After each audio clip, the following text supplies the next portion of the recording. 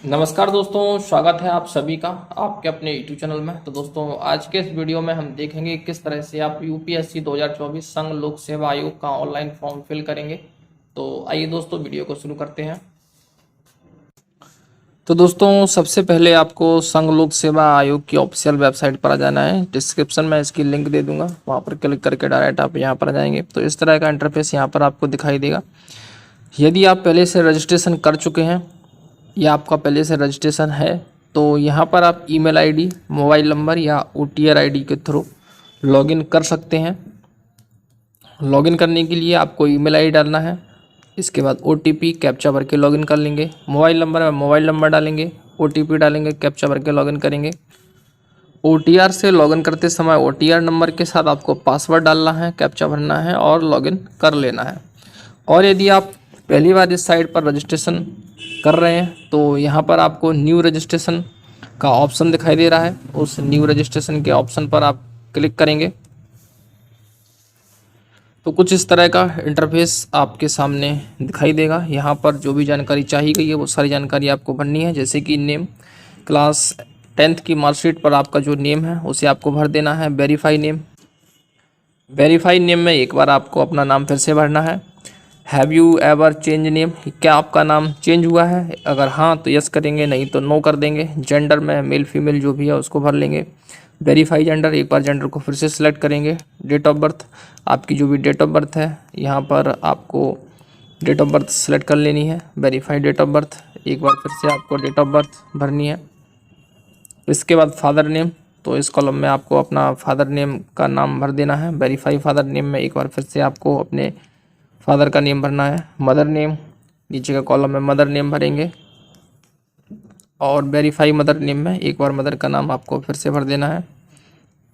नीचे की ओर आते जाना है। इसके बाद माइनॉरिटी स्टेटस, यदि आप माइनॉरिटी में हैं तो यस करेंगे, नहीं तो नो कर देंगे। मोबाइल नंबर, मोबाइल नंबर भरेंगे। अल्टरनेटिव मोबाइल नंबर में आपका अगर कोई दूसरा मोबाइल नंबर है तो उसको भरेंगे। ईमेल आईडी भर के अल्टरनेटिव ईमेल आईडी, अगर एक से ज़्यादा ईमेल आईडी चलाते हैं तो दूसरी ईमेल आईडी यहाँ पर भर देनी है। Class 6 board examination roll number, तो यहाँ पर आपको क्लास 10th का रोल नंबर भर देना है। सिक्योरिटी क्वेश्चन, यहाँ पर आपसे 2 सिक्योरिटी क्वेश्चन पूछे गए हैं। सिक्योरिटी क्वेश्चन 1 में आप जैसे ही टिक करेंगे तो कुछ यहाँ पर आपको क्वेश्चंस दिखाई देंगे, जिनको आपको जो भी अच्छा लगे उसको एक बार सेलेक्ट कर लेना है और उस क्वेश्चन के हिसाब से जो भी आंसर आप देना चाहें उसको यहाँ नीचे भर देंगे। ऐसे ही सेकंड क्वेश्चन में भी आपसे एक क्वेश्चन को आपको सेलेक्ट करना है और उसका जो आंसर है वो अपने हिसाब से नीचे भर देना है। इसके बाद जो कैप्चा दिया गया है उस कैप्चा को आप यहाँ पर भरेंगे और सबमिट ऑप्शन पर क्लिक कर देंगे। सबमिट ऑप्शन पर क्लिक करने के बाद कुछ इस तरह का इंटरफेस आपको यहाँ पर दिखाई देगा। यहाँ पर जो भी जानकारी आपने भरी है वो सारी जानकारी आपको यहाँ पर दिखाई देगी। इसके बाद आप नीचे की ओर आएंगे। यदि आप इस जानकारी को चेंज करना चाहते हैं तो चेंज हेयर पर क्लिक करेंगे और यदि नहीं करना चाहते हैं तो आई एग्री ऑप्शन पर यहाँ पर आपको क्लिक कर देना है।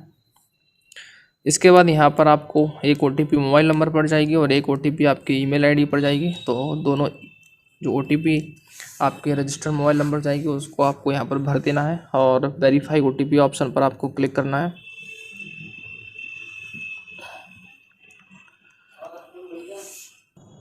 इसके बाद कुछ इस तरह का इंटरफेस यहाँ पर दिखाई देगा। 1 टाइम रजिस्ट्रेशन सबमिट सक्सेसफुली हो चुका है। यहाँ से आप इसका प्रिंट ले सकते हैं। प्रिंट लेने के लिए ये प्रिंटर के ऑप्शन पर आपको क्लिक करना है और इस तरह से आप अपने रजिस्ट्रेशन का प्रिंट ले सकते हैं। प्रिंट आपको निकाल के ज़रूर रख लेना है। इसके बाद लॉगिन ऑप्शन दिखाई देगा। लॉगिन ऑप्शन पर आपको फिर से वापस आना है और ईमेल आईडी, मोबाइल नंबर के थ्रू आप लॉगिन कर सकते हैं। अभी आप जब पहली बार रजिस्ट्रेशन किया है तो OTR के थ्रू आप रजिस्ट्रेशन लॉगिन नहीं कर पाएंगे, क्योंकि OTR से लॉगिन करते समय पासवर्ड मांगा जाता है और अभी आपने पासवर्ड को नहीं बनाया है।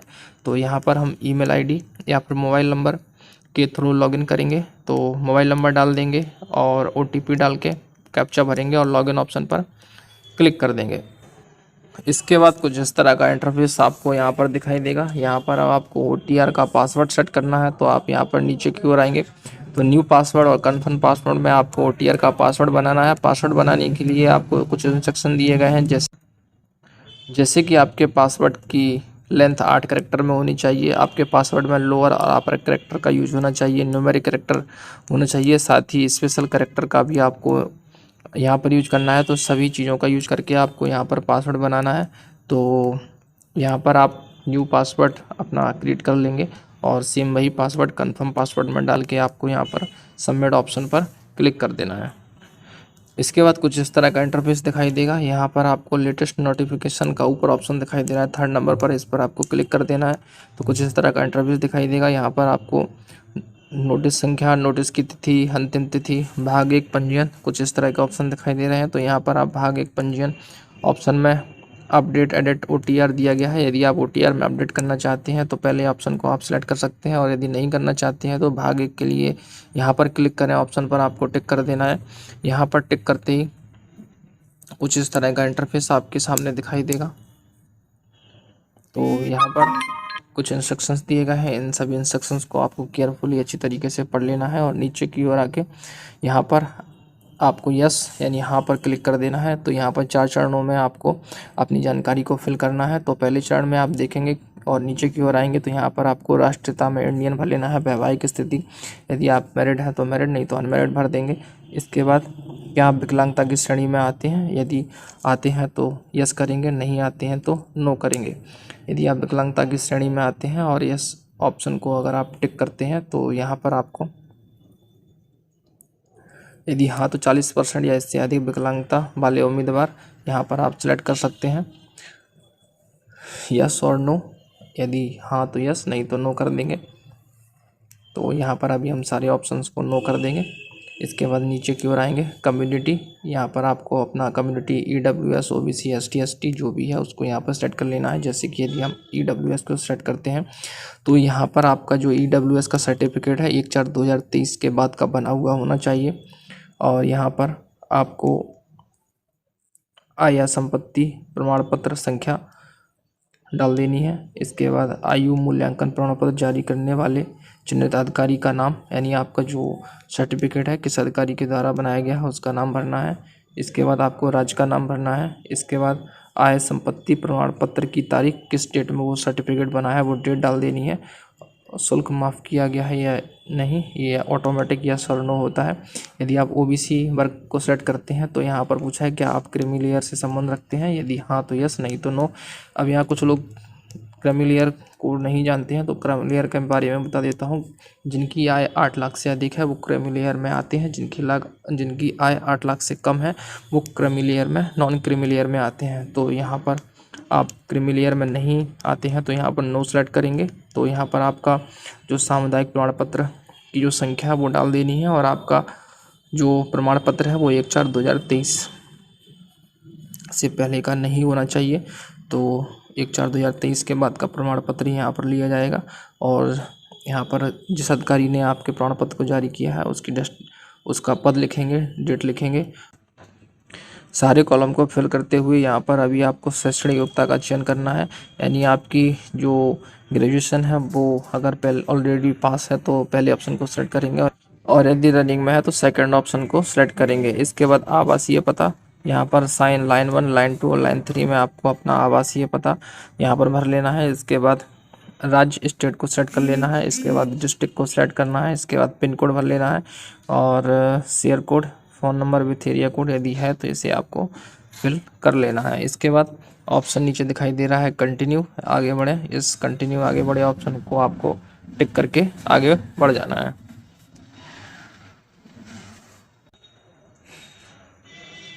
इसके बाद कुछ इस तरह का इंटरफेस दिखाई देगा। यहाँ पर आयु में छूट का दावा, यदि आप चाहते हैं तो यहाँ पर सेलेक्ट ऑप्शन पर क्लिक कर लेना है। सेलेक्ट ऑप्शन पर जब क्लिक करेंगे तो यहाँ पर यस सेलेक्ट करना है, और इसके बाद क्लिक ऑप्शन पर क्लिक करना है। तो यहाँ पर आयु सीमा, किस कैटेगरी में कितनी छूट दी जा रही है वो सारी जानकारी आपको यहाँ पर, और यदि आप छूट नहीं लेना चाहते हैं तो बैक आ जाएंगे। बैक आने के लिए किसी भी ऑप्शन पर टिक कर देंगे, यहाँ से आप बैक आ जाएंगे, और यहाँ पर छूट वाले ऑप्शन को नो कर देंगे, और आगे बढ़े कंटिन्यू ऑप्शन को यहाँ पर सिलेक्ट कर लेना है। इसके बाद यहाँ पर आपको फ़ोटो पहचान पत्र आइडेंटिटी के लिए यहाँ पर आपको सेलेक्ट करना है जो भी आइडेंटिटी आप देना चाहें, driving licence, PAN card, passport, voter ID। तो उसको आपको सेलेक्ट कर लेना है और यहाँ पर आपको सिलेक्ट ऑप्शन दिखाई दे रहा है, इस सिलेक्ट ऑप्शन को आपको यस कर देना है। इसके बाद यहाँ पर आपको फोटो पहचान पत्र संख्या यानी आपका Aadhaar number, voter card number, PAN number जो भी है इसे यहाँ पर भर देना है और फोटो पहचान पत्र संख्या की पुष्टि यानी कंफर्म करना है। तो यहाँ पर एक बार फिर से भरेंगे और चूज फाइल में उस डॉक्यूमेंट की PDF यहाँ पर अपलोड कर देंगे। इसके बाद सिविल सेवा में किए गए प्रयासों की संख्या, यदि आप पहली बार कर रहे हैं तो 0 करेंगे, यदि आप पहले दे चुके हैं 1 2 3 तो वो संख्या यहाँ पर डालेंगे। इसके बाद CMS परीक्षा के लिए केंद्र सेलेक्ट करेंगे। इसके बाद 1 से 5 परीक्षा के लिए भाषा का माध्यम सेलेक्ट करेंगे। इसके बाद 6ठे और 7वें पेपर के लिए वैकल्पिक विषय का चयन करेंगे और 6ठे 7वें पेपर के लिए वैकल्पिक विषय का माध्यम सेलेक्ट करेंगे। क्या आप अरुणाचल प्रदेश से हैं, मणिपुर, मेघालय से हैं? अगर हैं तो यस करेंगे, नहीं तो नो कर देंगे। आयु सीमा में छूट चाहते हैं तो हाँ करेंगे, नहीं तो नो कर देंगे। पेपर हेतु भाषा का चयन कर लेंगे। मूल्यवासी प्रमाण पत्र संख्या, मूल्यवासी पहचान पत्र करने वाले पदाधिकारी का नाम और मूल्यवासी प्रमाण पत्र की तारीख, ये सारी चीज़ें यहाँ पर आपको अपलोड कर देनी है। और यदि आप अरुणाचल प्रदेश से नहीं है तो सीधा नो कर देंगे और यहाँ पर अपनी भाषा का चयन कर लेंगे और आगे बढ़े ऑप्शन पर क्लिक कर देंगे। क्लिक करने के बाद कुछ इस तरह का इंटरफेस आपके सामने दिखाई देगा। यहाँ पर आप नीचे की ओर आएंगे।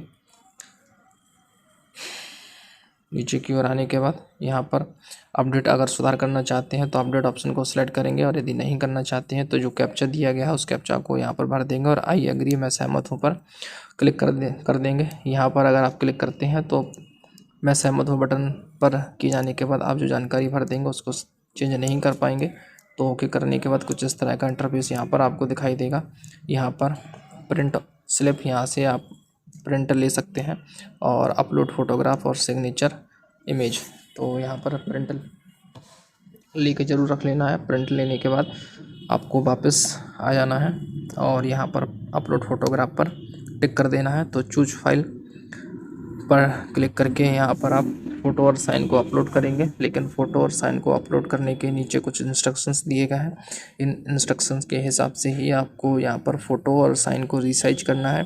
फ़ोटो और साइन को रिसाइज करने के लिए how to resize photograph and signature कुछ इंस्ट्रक्शन दिए गए हैं। यहाँ पर क्लिक हेयर पर क्लिक करके आप देख सकते हैं कि कैसे आप फ़ोटो को रिसाइज करेंगे। रिसाइज करने के लिए आपको MS पेंट में जाना है और MS पेंट में जाके अपने फ़ोटो को सिलेक्ट कर लेना है और दिए गए इंस्ट्रक्शंस के हिसाब से यहाँ पर आप अपने फ़ोटो को रिसाइज कर सकते हैं। और यदि आप रिसाइज नहीं कर पा रहे हैं तो डिस्क्रिप्शन में एक लिंक दे दूँगा, वहाँ से आप फ़ोटो को और साइन को किस तरह से रिसाइज करना है वहाँ से आप देखकर अपने फ़ोटो और साइन को रिसाइज करके एक ही बार में फ़ोटो को और साइन को अपलोड कर पाएंगे।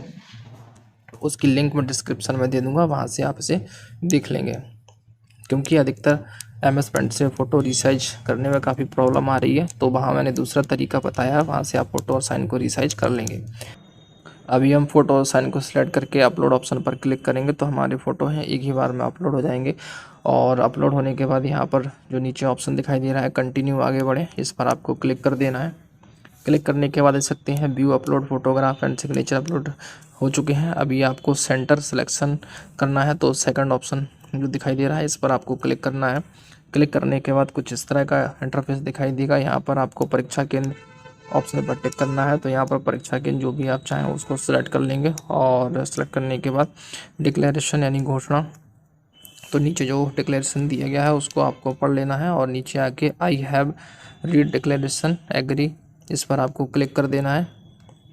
क्लिक करने के बाद यहाँ पर आपका जो फॉर्म है वो पूरा भर चुका है for application status of civil service examination 2024। इसके लिए आप यहाँ पर क्लिक कर सकते हैं फर्दर जानकारी जाने के लिए। तो ये देख सकते हैं पार्ट 1 कंप्लीट है, पार्ट 2 कंप्लीट है, एप्लीकेशन स्टेटस कंप्लीट है और click here view print application, यहाँ से आप अपने एप्लीकेशन का प्रिंट भी ले सकते हैं। तो दोस्तों इस तरह से आप संघ लोक सेवा आयोग UPSC 2024 का फॉर्म को फिल करेंगे। और दोस्तों लगातार जॉब फॉर्म कैसे भरे जाते हैं ऑनलाइन, इसकी जानकारी जानने के लिए आप हमारे चैनल को सब्सक्राइब कर सकते हैं। और यदि आपको यह वीडियो पसंद आया हो तो वीडियो को लाइक शेयर करें।